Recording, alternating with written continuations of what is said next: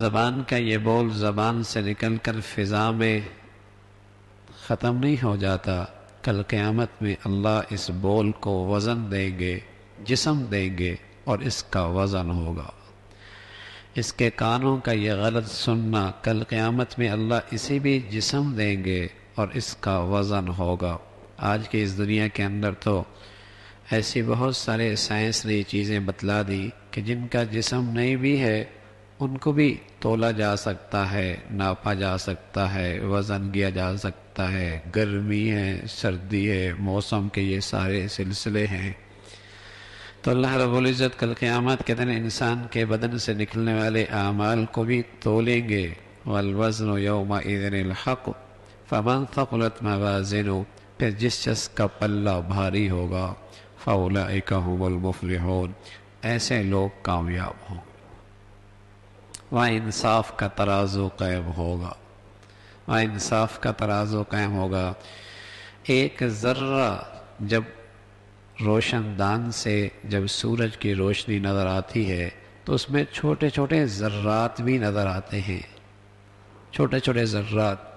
فرما اتنا ذرہ بھی کسی کی نیکی ہوگی ضائع نہیں ہوگی، وہ بھی محفوظ ہوگی، وہ بھی محفوظ ہوگی۔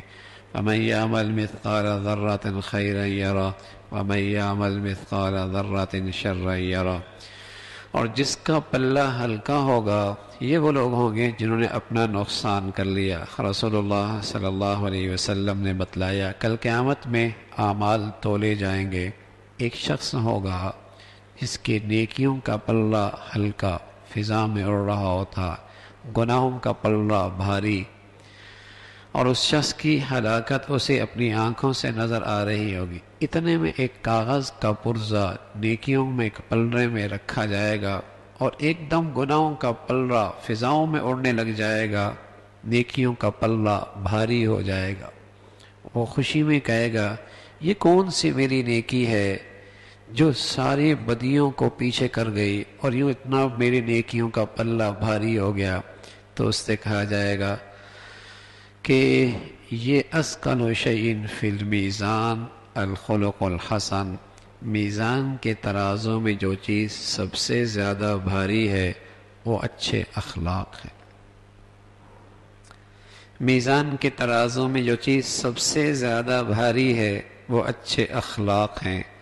اخلاق کا کم از کم درجہ یہ ہے اللہ کے کسی بندے کا حق ضائع نہ ہو، کم از کم درجہ یہ ہے زبان سے، طرز عمل سے، رویے سے، کسی بھی طریقے سے کسی کا حق تلفی نہ ہو، کسی کی حق تلفی نہ ہو، یہ کم از کم درجہ ہے اخلاق کا۔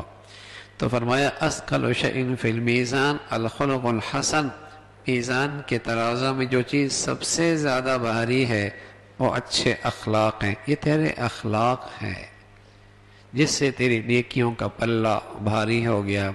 تو اللہ بتا رہا ہے قیامت کے منظرنامے میں کہ وہاں جس شخص کا پلہ بھاری ہوگا کامیاب ہوگا، اور جس شخص کا پلہ ہلکا ہوگا وہ لوگ ہوں گے جنہوں نے اپنا نقصان کر لیا۔ اور یہ اس لیے کہ یہ دنیا میں ظالم تھے، ظالم، اور ظالم کی نشانی کیا بتائی؟ یہ اللہ کی حق تلفی کیا کرتے تھے۔